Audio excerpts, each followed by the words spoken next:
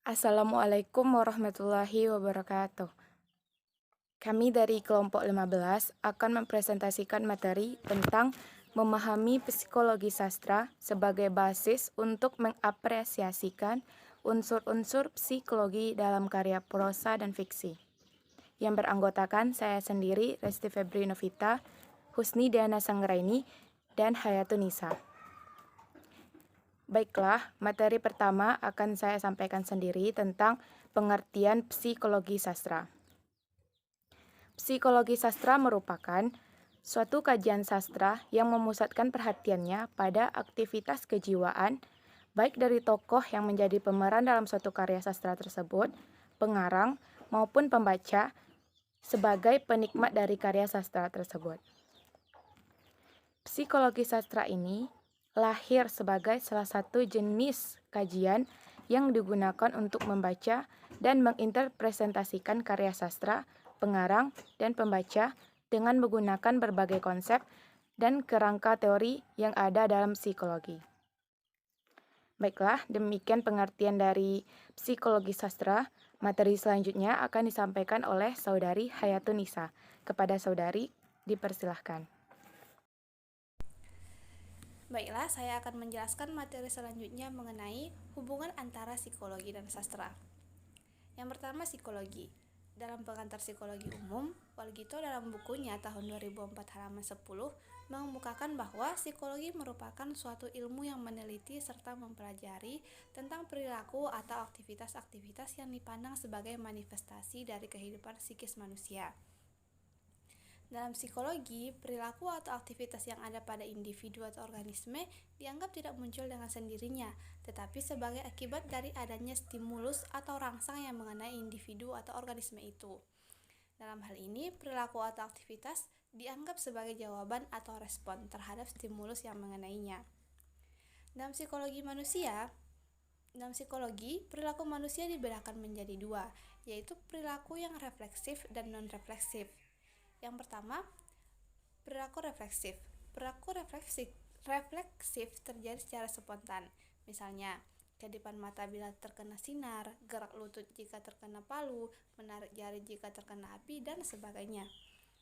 Perilaku refleksif terjadi dengan sendirinya.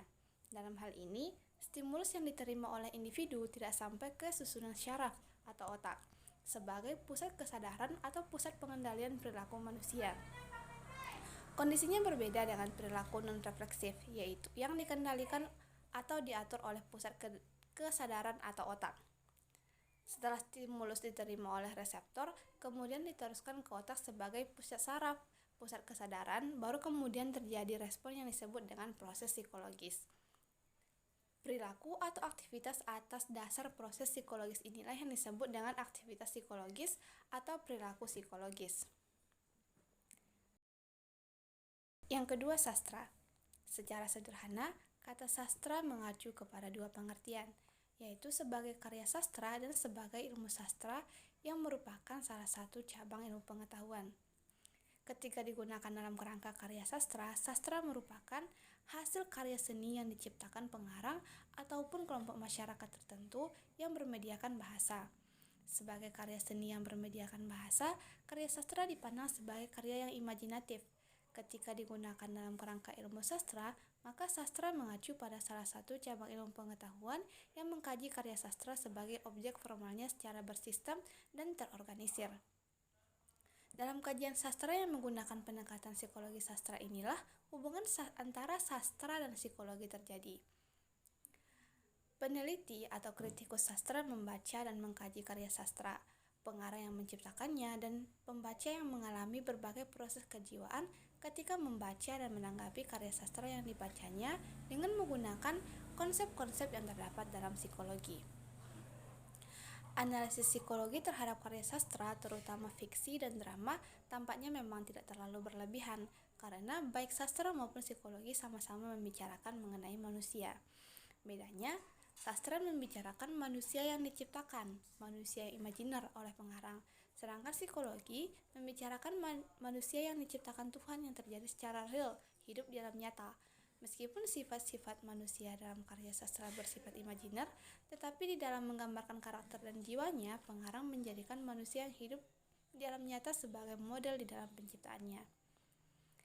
Lebih-lebih salah satu tuntutan karakter tokoh adalah dimensinya psikologis tokoh, di samping dimensi sosial dan fisik. Dengan demikian, dalam menganalisis tokoh dalam karya sastra dan perwatakannya, seorang pengkaji sastra juga harus mendasarkan pada teori dan hukum-hukum psikologi yang menjelaskan perilaku dan karakter manusia. Yang perlu diperhatikan dalam penerapan dan pendekatan psikologi sastra menurut Welek dan Warren adalah bahwa seandainya pun seorang pengarang berhasil membuat tokoh-tokohnya berlaku sesuai dengan kebenaran psikologis, perlu dipertanyakan apakah kebenaran semacam itu bernilai artistik. Sebab banyak karya besar yang menyimpang dari standar psikologis di zaman atau sesudahnya. Karya sastra kadang menyajikan situasi-situasi yang terkadang tidak masuk akal dan motif-motif yang fantastis, dan bahkan upaya mendramatisasi cukup dominan kehadirannya. Pada kasus-kasus tertentu memang pemikiran psikologi menambah keartistikan karena menunjang koherensi dan kompleksitas karya. Tetapi pemikiran psikologi dalam karya sastra tidak hanya dicapai melalui pengetahuan psikologi saja. Kebenaran psikologi yang terdapat dalam karya sastra baru mempunyai nilai artistik jika menambah koherensi dalam arti merupakan bagian integral dari karya sastra itu sendiri. Pemahaman terhadap proses kreatif karya tertentu dari seorang pengarang juga dapat dilakukan melalui keadaan jiwa pengarang.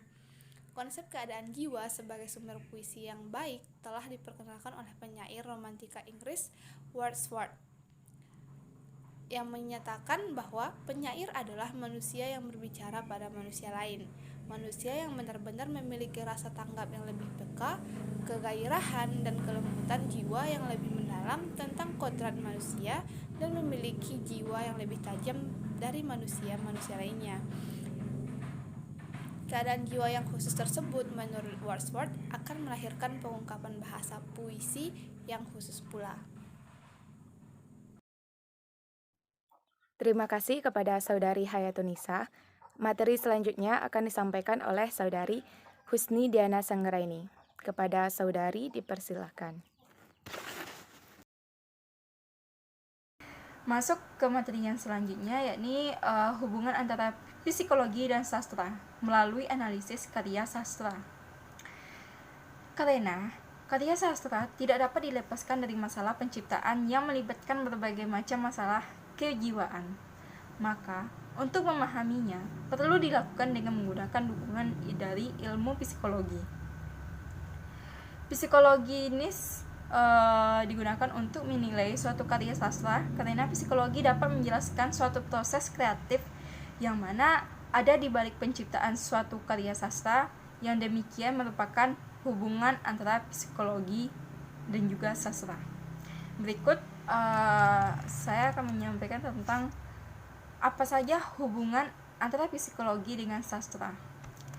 Hubungan antara psikologi dengan sastra ada terbagi atas beberapa, yakni pertama, menilai suatu karya dengan psikologi. Ilmu psikologi dapat digunakan untuk menilai suatu karya sastra karena dapat menjelaskan suatu proses kreatif di balik pembuatannya. Contoh, kebiasaan seseorang untuk merevisi dan menulis ulang karya sendiri. Psikologi berperan dalam studi mengenai perbaikan naskah, koreksi yang dilakukan, dan lain-lain. Gunanya agar kita dapat melihat adanya keretakan, ketidakteraturan, perubahan atau distori yang tergolong sangat penting bagi suatu.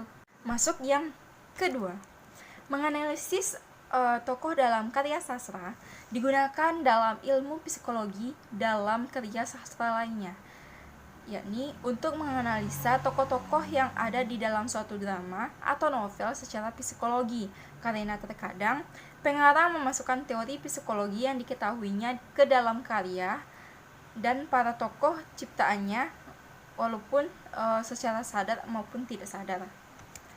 Yang ketiga, masuk ke materi tentang menganalisis jiwa pengarang. pengarang memiliki jiwa yang berkaitan dengan karyanya sendiri. Ilmu psikologi dapat digunakan untuk menganalisa bagaimana keadaan jiwa pengarang pada saat ia membuat karya tersebut. Hal ini melibatkan pelacakan riwayat hidup pengarang karena anggapannya melalui peristiwa masa kecil akan turut mempengaruhi masalah kejiwaan dan proses penciptaan sang pengarang. Dengan demikian, kita dapat mengetahui adanya nilai kejiwaan pada suatu karya sastra dan apa yang mempengaruhi proses penciptaannya. Yang keempat, tentang menganalisa tema utama. Suatu karya sastra dapat dianalisis tema utamanya melalui pendekatan psikologis. Hal itu untuk mendapatkan hasil analisis yang lebih tajam mengenai perilaku dan watak para tokohnya. Dengan menggunakan ilmu psikologi, tema utama suatu karya sastra bisa dikupas secara mendalam untuk memahami karya sastra secara keseluruhan. Ketahuilah bahwa sejarah dari beberapa cabang ilmu psikologi, antara lain sejarah psikologi pendidikan, sejarah psikologi perkembangan, dan juga sejarah psikologi sosial. Yang kelima, yakni menalar perilaku tokoh cerita. Dalam menganalisis watak tokoh dalam suatu karya sastra, perlu dicari secara nalar mengenai perilaku tokoh-tokohnya untuk mengetahui apakah perilaku para tokoh dapat diterima atau sesuai dengan norma umum, menjelaskan bahwa motif dan niat para tokoh untuk melakukan tindakan tertentu dapat dari dalam suatu karya sastra tersebut. Yang keenam, mengetahui motif penciptaan. Suatu karya sastra diciptakan dengan motif tertentu di baliknya. Motif penciptaan tersebut dapat diketahui dengan benar dan tepat untuk mengetahui suatu karya sastra. Perlu dilihat apakah penciptaan ini disebabkan oleh endapan pada pengalaman batin pengarangnya atau adanya keinginan yang tidak terpenuhi yang menjadikan suatu kekecewaan akan suatu hal yang disalurkan lewat tulisannya. Yang ketujuh, yakni mengkaji konflik pada suatu karya sastra. Adanya konflik pada suatu karya sastra berkaitan dengan perwatakan dan alur cerita yang perlu mendapatkan perhatian dan juga kajian secara menyeluruh untuk mengetahui bahwa karya tersebut layak digunakan. Menganalisis konflik melibatkan analisa apakah konflik yang terjadi dalam diri tokoh cerita tersebut maupun konflik dengan tokoh lainnya dengan situasi yang berbeda dari luar diri sang tokoh. Selanjutnya yang ke-8 yakni menganalisa pengaruh karya sastra. Suatu karya sastra tentu mempunyai pengaruh terhadap pembaca. Terima kasih kepada Saudari Husni Diana Sanggraini. Baiklah, dengan berakhirnya materi tadi, maka berakhir pula presentasi materi ini dari kelompok kami. Saya sebagai moderator, saya ucapkan wassalamualaikum warahmatullahi wabarakatuh.